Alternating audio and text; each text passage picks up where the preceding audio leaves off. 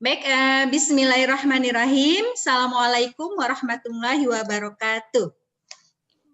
Waalaikumsalam warahmatullahi wabarakatuh.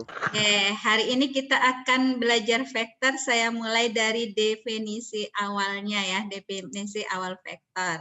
Nah, adapun tujuan pembelajaran kita hari ini, di awal nih ya, mudah-mudahan dapat, insya Allah dapat semua. Siswa dapat yang pertama menentukan definisi vektor, insya Allah bisa ya. Yang kedua nanti menentukan jenis-jenis vektor. Baik. Jadi vektor itu apa sih? Kalau yang sudah kamu dapati sebelumnya, vektor itu apa sih? Ada yang bisa buka suaranya? Sesuatu yang memiliki nilai dan arah, Mem. Memiliki nilai dan arah. Berarti ada sesuatu yang tidak memiliki nilai dan arah ya. Baik. Tadi katanya sesuatu yang memiliki nilai dan arah. Contohnya apa? Ada yang bisa memberi contoh definisi vektor, contoh vektor? Dari yang sudah dipelajari? Gaya. Gimana? Gaya. Oh iya. Kemarin kalian sudah belajar vektor dan penerapannya di mencari hitungan resultan gaya. Ya, salah satunya di fisika seperti itu. Oke. Jadi vektor ini adalah besaran yang memiliki nilai atau besar dan arah ya. Besaran yang mempunyai besar dan arah atau nilai dan arah. Contohnya apa? Contohnya itu ada gaya tadi salah satunya ya. Gaya itu ada yang arahnya ada gaya dorong, ada gaya tarik seperti itu ya, ada yang minus, ada yang positif seperti itu. Jadi dia besarnya ada berapa newton kalau di gaya kan, terus ada arahnya kemana ditunjukkan dalam arah. Jadi vektor ini memiliki dua nilai yaitu besar dan arah. Jadi ya. Nah, contohnya yang paling sering itu adalah di kecepatan. Ketika kamu naik sebuah kendaraan, kamu akan ada arah yang dituju dan ada hitungan kecepatannya, besarannya berapa kilometer per jam seperti itu. Itu yang besarannya. Oke. Tapi ada arahnya dari timur ke barat dan dari utara ke selatan dan sebagainya seperti itu. Jadi definisi vektor itu adalah besaran yang mempunyai besar dan arah. Oke, ini bisa ya, insya Allah mudah. Nah, di dalam vektor ada beberapa hal yang perlu kamu ketahui. Ya, ada beberapa hal penting. Jadi hari ini saya akan share yang sederhana dulu. Hal yang perlu diketahui. Itu apa? Kita perlu tahu besar vektor. Besar vektor itu adalah nilai vektor. Nah, dalam hal ini, siapakah besar vektor?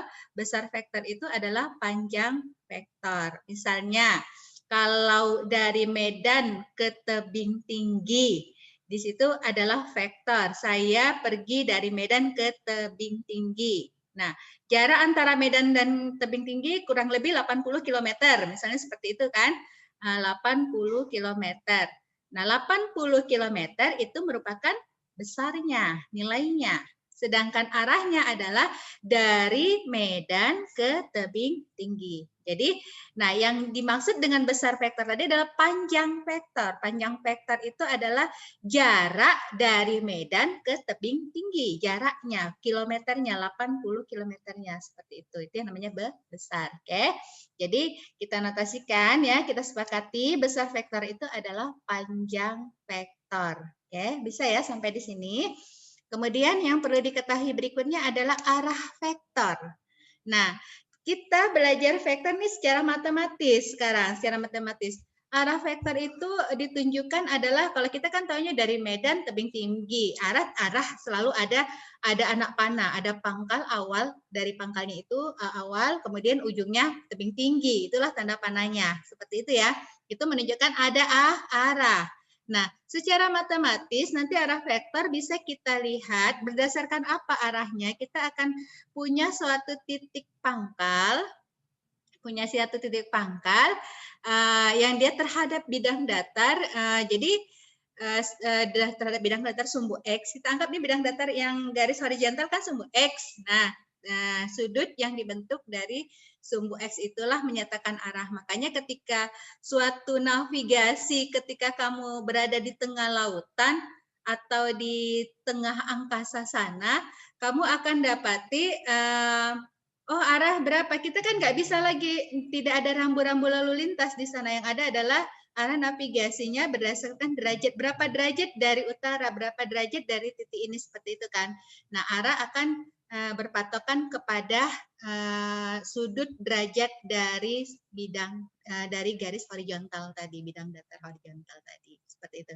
Itu menyatakan arah vektor secara matematis. Kemudian yang perlu kamu ketahui berikutnya adalah penyajian vektor. Jadi nanti di dalam soal atau di dalam sebuah kasus kita akan lihat vektor itu dalam simbol, juga dalam suatu garis berarah, misalnya ruas garis berarah. Jadi vektor itu bisa disajikan dalam ruas garis berarah. Nah, ini nanti kalau kemarin kalian belajar di fisika lebih cenderung misalnya diketahui gaya F1, F2, kemudian resultannya, kemudian cari resultannya itulah mencari panjang vektornya, seperti itu kan. Nah, sekarang kita akan lebih cenderung nanti ke grafik kartesiusnya. Kartesiusnya nanti bisa berada di 2 dimensi atau di 3 dimensi, seperti itu.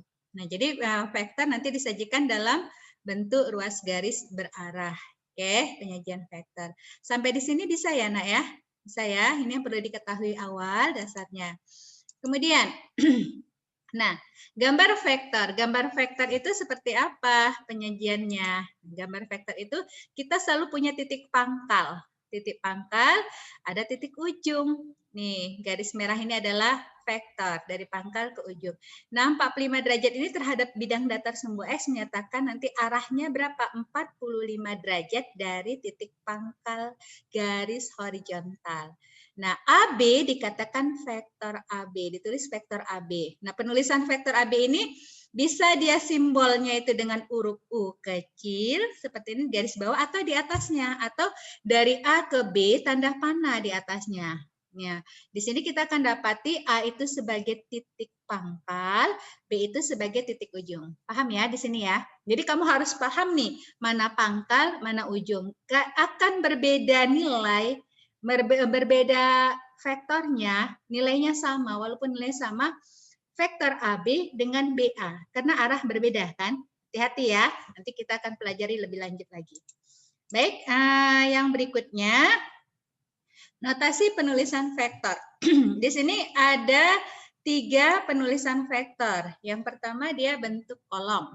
Ya, nanti ini terhadap sumbu X ya, vektor U3, 4 berarti dia kalau di dalam kartesius 3, 4 itu 3 ke samping kanan, naik ke atasnya 4. Nah, kalau dia PQ, misalnya vektor PQ 1, 2, min 2, 0. Ini menyatakan arahnya dia, nah arahnya ke kanan, kemudian ke samping, ke belakang, kemudian ke atas. Jadi ini dalam 3 dimensi. Jadi penulisannya itu bisa dalam bentuk vektor kolom. Ini menyatakan arah-arahnya nih. Oke, bukan titik ya. Hati-hati, bedakan nanti di dalam soal vektor antara titik sama vektor. Paham ya? Kalau vektor ini ada tanda nih, vektor U ada tandanya, VQ, arah V ke Q, seperti ini contohnya. Jadi penulisannya dalam bentuk kolom, seperti ini dalam matriks kolom. Oke. Kemudian yang kedua dia bisa bentuk vektornya itu dalam baris. Nah, seperti ini. 3, 4 tadi ditulis misalnya vektor AB 3,4 atau vektor V min 2,3,0. Saya ingatkan kembali, di sini ada lambang vektor, ini bukan titik, tetapi vektor. Ya, ada tanda lambang vektor di sini. Baik, kemudian bentuk penulisan yang berikutnya adalah, mungkin ini sering dipakai kemarin ya, waktu di fisika tentang kecepatan. Dalam bentuk vektor basis IJK. IJK. Jadi IJK ini mewakili nanti I itu adalah sumbu X, J itu sumbu Y, dan K itu sumbu Z. Kalau dia dalam 3 dimensi. Tapi kalau dia dalam 2 dimensi, biasanya dalam IJ saja. Oke, di sini dituliskan vektor A sama dengan 3I kurang 2J tambah 7K. Jadi ini nilainya sama nih. Nilainya sama tapi penulisannya yang berbeda. Ya, 3, 4 ini sama nilainya. Oke, sampai di sini paham? Bisa paham untuk yang ini? Pelan-pelan kita. Oke, buat dulu ya di sini ya. Oke, sampai di sini bisa ya? Paham? Arya, Aryawi, Arya siapa ini? Arya paham? Paham, Mem. Paham, insya Allah ya. Jumadi? Jumadi paham? Cara notasi vektornya, paham ya insya Allah ya? Oke, kita lanjutkan yang berikutnya. Nah, penulisan vektor tadi. Kita udah tahu notasinya, sudah tahu definisinya, sudah tahu adanya. Nah, vektor yang kita pelajari nanti ada vektor, ini saya buat sekilas untuk pertemuan berikutnya kita akan detailkan lagi. Vektor itu ada di R2, artinya dia di ruang 2 dimensi atau di kartesiusnya adalah sumbu XY. Oke, di kartesiusnya sumbu XY. Jadi di sini kita akan pelajari vektor di R2. Sorry. Vektor di R2 itu dia ada di sumbu XY kartesius ya. Jadi vektor yang dia terletak dalam satu bidang ya, satu bidang atau vektor yang hanya mempunyai 2 komponen yaitu X dan Y. Oke, ini dia yang perlu dilihat itu apa yang dimaksud dengan vektor di R2. Oke, nah ini dia bidangnya. Kita udah biasa nih pelajari grafik kartesius. Jadi kalau udah kartesius kamu udah langsung kebayang nih kalau grafik kartesius itu kan dibagi 4 bagian, terbagi menjadi 4 bagian ya. Di mana nilai X, Y positif di kuadran 1. X-nya negatif, Y-nya positif di kuadran ke-2. X-nya, Y-nya negatif berada di kuadran 3. Dan X-nya positif, Y-nya negatif berada di kuadran 4. Jadi arah yang dari kuadran-kuadran tadilah menentukan nilai arah vektor. Jadi nanti ada nilai 3, 4, mungkin panjangnya sama, vektornya 3, 4 dengan min 3, 4, tapi dia memiliki arah yang berbeda. Oke, ini dia ada penulisan dalam R2. Jadi dalam kartesius. Jadi kita akan bermain komponen arah terhadap sumbu X, kemudian arah terhadap sumbu Y. Oke, jadi nanti akan dilihat posisi titik pangkalnya itu di 00 di sini. Kemudian titik akhirnya itu adalah A, X, Y. Siapakah vektornya? Vektornya adalah O ke A. Oke, dari sini O ke A itu diperoleh dari siapa? Ada O ke P dulu, baru P ke A. Artinya terhadap sumbu X, terhadap sumbu Y ini komponen vektor itu adalah OA. Oke, bisa ya. Ini yang untuk yang di R2. Baik, ini kamu lihat dari gambar. Nah, I vektor, nanti di sini kalau penulisannya dalam vektor basis, I vektor satuannya searah dengan sumbu X. Kemudian J vektor searah dengan sumbu Y. Oke, searah sumbu Y. Jadi kita bisa buat vektor ini kan ada tadi OA. OA, vektor OA itu sama dengan A vektor, dilambangkan di sini. Itu sama dengan siapa? OP tambah PA vektor. Nah, OP itu adalah I tadi ya. XI, sepanjang X terhadap sumbu I. Jadi ini dimisalkan dalam basisnya adalah I. OP sama dengan XI. Kemudian PA ini nih ya, PA itu sejajar dengan OQ, berarti nilainya sama ya, sama OQ. OQ itu adalah sepanjang Y, arahnya terhadap sumbu Y atau J, berarti OQ sama dengan YJ, vektornya ya. Oke, dari sini kita akan dapati maka OA itu adalah XI ditambah YJ. Inilah penulisan untuk vektor yang berada di ruang 2 dimensi atau di R2. Oke. Nih. Jadi kalau udah seperti ini, kita akan pahami bahwa ini adalah berada di ruang 2 dimensi. Bisa paham untuk yang ini, Nak? Jadi kita dapati vektor A. Vektor A itu adalah pangkalnya O, titik ujungnya A, O, A. Itu sama dengan vektor A. Saya lambangkan A kecil di sini. Sama dengan XI ditambah YJ. Bisa ya? Itu untuk vektor DR2. Ada pertanyaan? Tidak? Nah, kita lanjutkan kalau tidak ada. Ini masih dasar-dasar ya. Jadi nggak terlalu banyak. Nah, kemudian vektor DR3. Bagaimana vektor DR3? Vektor DR3 ini berarti kita berada di dalam ruang 3 dimensi. Dalam ruang tadi kan di dalam bidang, sekarang dalam ruang. Nah, dia vektor DR3 adalah vektor yang terletak di ruang dimensi 3. Oke, di ruang atau vektor yang mempunyai komponennya apa aja? 3 komponen. X, Y, Z. Ya, X, Y, Z. Tadi kalau dalam basis kita buat X itu dalam I, Y itu dalam J, dan Z itu dalam K. Gitu ya, nanti akan dilihat. Nah, secara gambar ini dia. Vektor 3 dimensi. Berarti kalau dia 3 dimensi, kita akan bagi, nanti kalau dibagi ada yang negatif dan positif, itu akan ada 8 ruang dengan nilai X, Y, Z yang berbeda, seperti itu ya.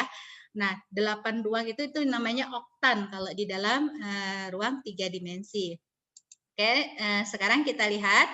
Misalkan koordinat titik T di R3 adalah X, Y, Z, maka kita bisa ambil tadi X itu terhadap siapa? I, di sini nanti. Ya, di sini dia terhadap sumbu X. Kemudian Y itu terhadap sumbu J itu terhadap sumbu Y. Kemudian nanti vektor basisnya K itu terhadap sumbu Z. Titik pangkal O, titik 00. O di ruang 3 dimensi. Maka kita akan dapati, nah, penggantinya kita misalkan O ke X itu adalah OP, titik P dari O ke P, kemudian di Y itu adalah OK, dan di Z itu adalah OS. Jadi dari sini kita akan hubungkan, sama ketika titik, hubungkan dulu X sama Y titik di sini, baru dihubungkan ke Z-nya. Kita akan dapati titik siapa? Itu X, Y, Z. Itu X, Y, Z memuat 3 komponen I, J, K. Sampai di sini bisa, nak? 3 dimensi. Kita pahami dulu dasarnya dalam koordinat. Baik, nah ini tadi vektor yang udah diberikan, kita udah dapat O ke P, kemudian O ke Q kita dapati OP tambah PR itu OR. Ya, ini dia. Baru dari OR ini kita tarik ke atas, dia kan ke kanan, baru ke kiri, baru naik ke atas ya, terhadap sumbu Z. Maka kita dapati O tambah OP ditambah OQ itu adalah siapa? OR. Nah, OR, kemudian OR ditambah naik ke atas, OS ya. RT, di sini RT sejajar dengan OS. Maka OR tambah RT sama dengan OT. O itu dari titik pangkal O ke T. Sampai di sini bisa. Maka untuk dapat OP, OQ, OS, kita dapati vektor OT. Vektor OT. Sampai di sini bisa ya? Ada pertanyaan? Paham? Semuanya paham? Paham, Mem. Paham ya, insya Allah paham ya, karena udah pernah ya. Tapi saya buat hati-hati, ini akan ada nanti soal yang berkaitan dengan geometri ini, pemahamannya sama, dasarnya ini dia. Oke, baik. Ini vektornya, maka kita akan dapati vektor T itu adalah XI tambah YJ tambah ZK. Oke, dengan panjangnya terhadap X itu X, terhadap sumbu Y itu adalah Y, terhadap sumbu Z itu adalah Z. Oke, baik. Selanjutnya itu tadi vektor apa? Vektor di ruang 3 dimensi. Nah, sekarang kita memahamkan lagi tentang vektor posisi. Di fisika belajar vektor posisi tidak?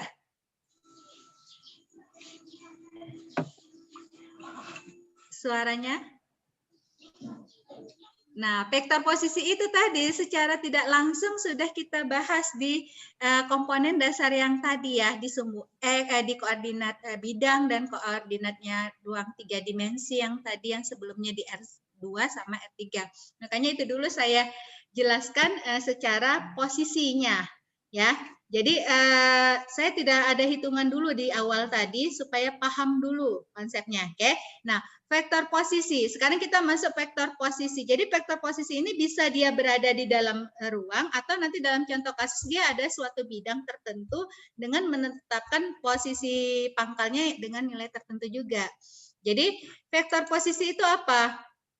Vektor posisi itu adalah vektor yang titik pangkalnya adalah 0, 0. Titik pangkalnya O, 0, 0. Jadi kalau dia vektor posisi pada bidang, tadi kan ada titik pangkalnya itu perpotongan sumbu X dan Y. Itu ada titik 0,0 O. Nah, itu adalah pangkalnya. Kalau dia di ruang 3 dimensi, ya di dimensi 3 kita akan dapati di mana titik pangkal vektor posisinya. Titik pangkalnya itu adalah di posisi ketika perpotongan di 3 sumbu tersebut, X, Y, dan Z. Seperti itu ya, X, Y, dan Z. Itu yang dinamakan vektor posisi. Nah, secara lebih detail kita lihat seperti ini nih. Nah, vektor posisi itu suatu titik adalah vektor yang titik pangkalnya titik asal koordinat titik O dan ujungnya adalah suatu titik tertentu. Kita sudah dapati tadi sebelumnya di penjelasan di R2 dan R3. Nah, di sini di R2 kita akan dapati, nah ini titik A adalah X1, lihat gambar yang pertama, Nak. Lihat gambar yang pertama ini, di dalam bidang 2 dimensi. Di sini ada titik O, titik 0, O, dan A. A ini adalah komponen X1, Y1. Tadi seperti itu ya.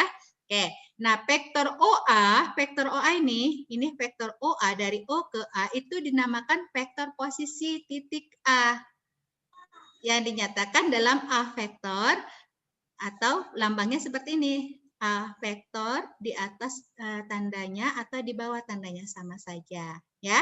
Nah, sama juga kalau dia di 3 dimensi tadi dia akan memuat komponen siapa? XI, YI, dan ZI. X1, Y1, Z1. Jadi dari titik pangkal O ini, penjumlahan vektor dari O, Z, O, X, O, Y. Tadi kan dapat X1, Y1, Z1 titik A.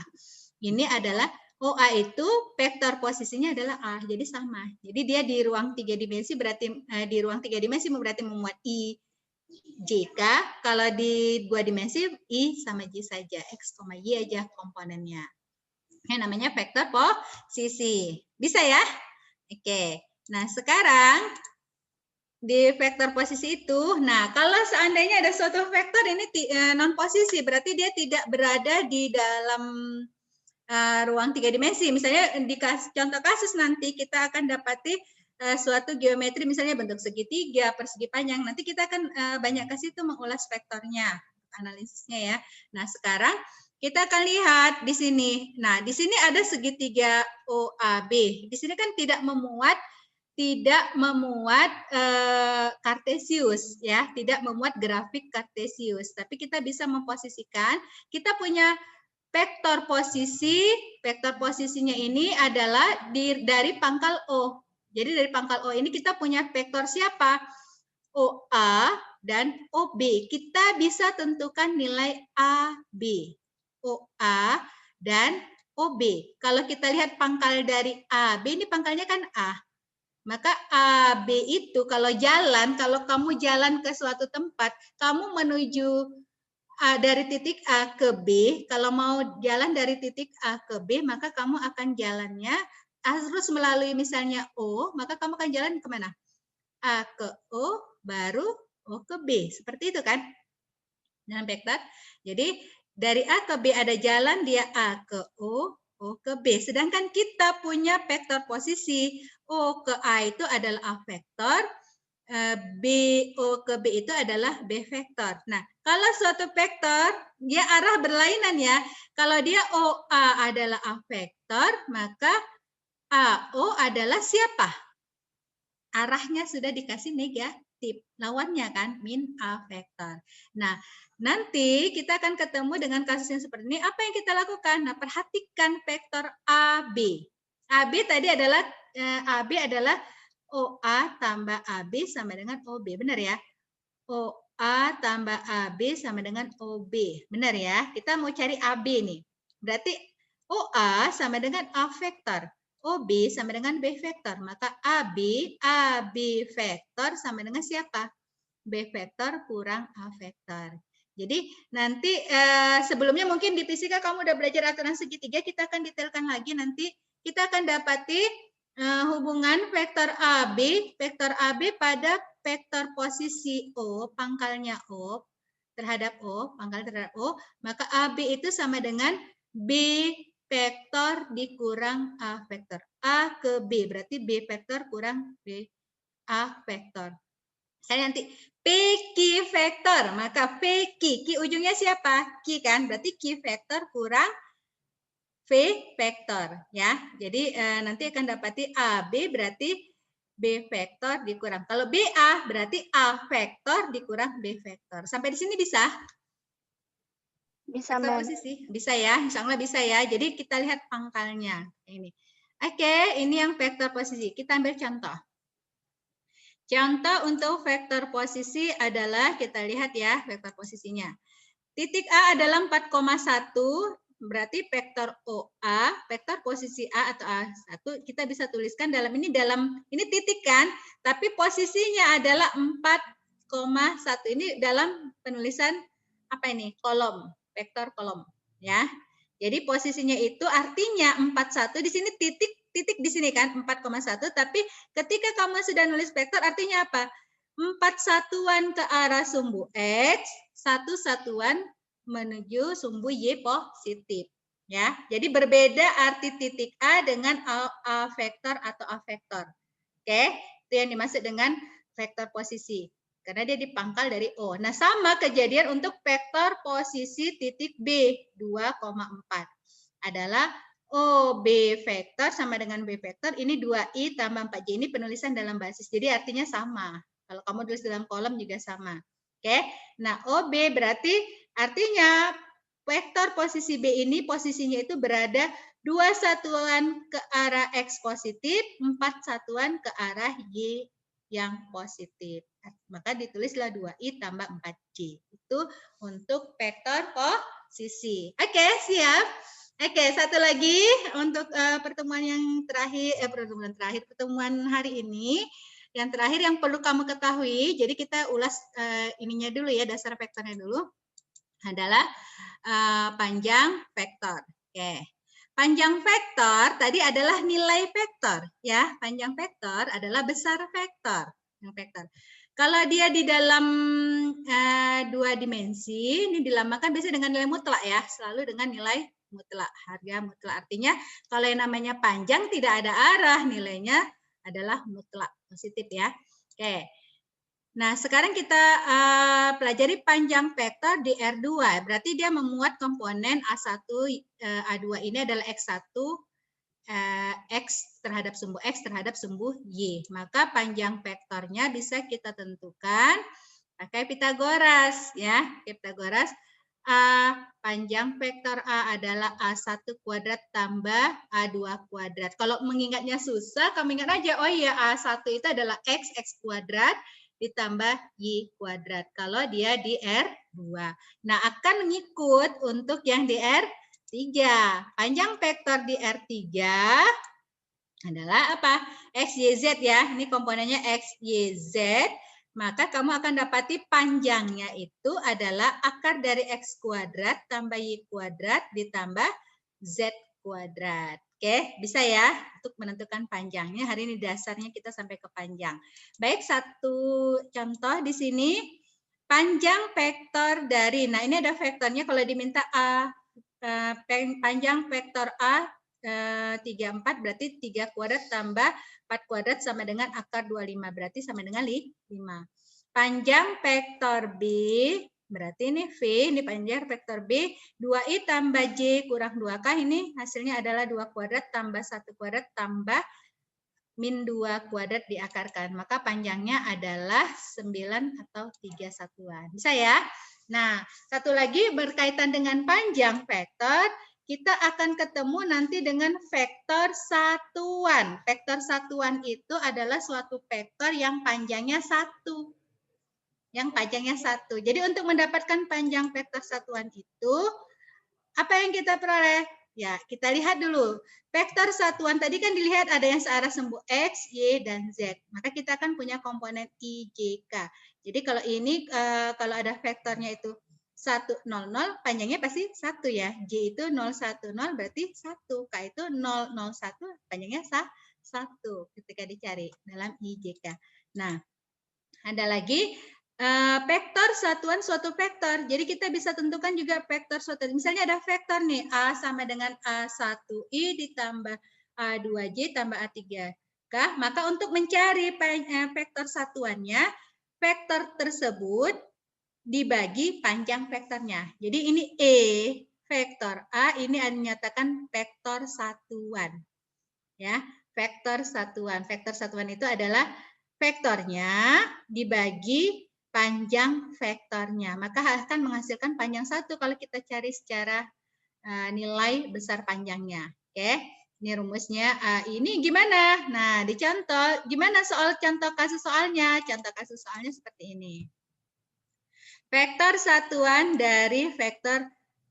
Nah, yang ditanyakan vektor satuan kan, bukan panjang vektornya. Kalau ditanya panjang vektor satuannya pasti satu ya. Ditanya vektor satuan dari vektor A sama dengan I dikurang 2J ditambah 2K adalah, nah kita rumusnya tadi A vektor satuan dari A adalah A vektor per panjang A. Panjang A cari dulu panjang A-nya. Panjang A tadi adalah 1 kuadrat ditambah min 2 kuadrat tambah 2 kuadrat. Hasilnya adalah 3 ya. Oke, maka dari sini kita akan dapati EA. Ini vektornya tetap dituliskan vektor, tidak dijumlah-jumlahkan ya. Vektor I dikurang 2J tambah 2K per panjang vektornya. Oke, hasilnya adalah EA vektor adalah min 1I dikurang 2J ditambah 2K per 3. Inilah dia vektor satuannya. Jadi ada penulisannya seperti ini, ada yang dia sepertiganya ditaruh di depan, ada dimasukkan ke dalam komponen IJK-nya. Maka vektor satuannya itu adalah 1/3 I dikurang 2/3J ditambah 2/3K. Nah, ketika kamu cari ini panjangnya, pasti hasilnya 1. Jadi tadi kita punya vektor A sama dengan I dikurang 2J tambah 2K. Vektor satuannya adalah, vektor satuan dari A adalah 1/3 I dikurang 2/3J ditambah 2/3K. Oke, sampai di sini paham? Sampai ke vektor satuan? Suaranya? Paham, Paham. Paham ya, insya Allah paham. Jadi insya Allah hari ini kita belajar definisi, kemudian jenis vektor di ruang 2 dimensi, 3 dimensi, kemudian menentukan panjang vektor, menentukan vektor posisi, dan terakhir menentukan vektor satuan. Itu jenis-jenis yang terus penulisan dan notasi vektor juga, menyajikan vektornya. Jadi cukup, saya rasa hari ini. Kalau tidak ada pertanyaan, kita akhiri. Assalamualaikum warahmatullahi wabarakatuh.